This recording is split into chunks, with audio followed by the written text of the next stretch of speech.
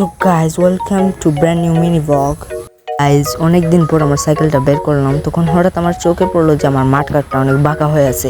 কিন্তু গাইজ আমার তো কোনো সমস্যাই নেই, কারণ আমি হলাম এক্সট্রিম রাইডার। তো গাইজ সাইকেলটা নিয়ে বের হয়ে পড়লাম, তো সামনে দিয়ে যাচ্ছিলাম, তখন হঠাৎ আমার চোখে পড়লো সুস্বাদু সুস্বাদু কাঁচা আম। দেখেন গাইজ, সুস্বাদু কাঁচা আমটা দেখে জিভে জল চলে আসলো।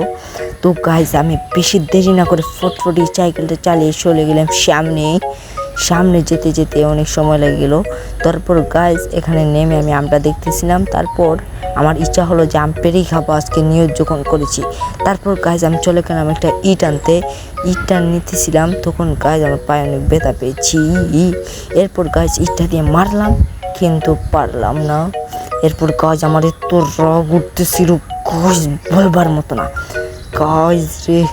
এরপর আমি আরেকটা ইটা নিলাম, এরপর এটা দিয়ে মারলাম আমি আবার, কিন্তু আবার আমি ব্যর্থ হলাম। তারপর গাইজ রাগ করে, মন খারাপ করে আমি আবার সাইকেলটা নিয়ে চলে গেলাম আমার বাসার উদ্দেশ্যেই। গাইজ ভিডিওটা কীরকম লাগছে অবশ্যই জানাবেন, এবং চ্যানেলে নতুন হয়ে থাকলে অবশ্যই সাবস্ক্রাইব করবেন। বাই।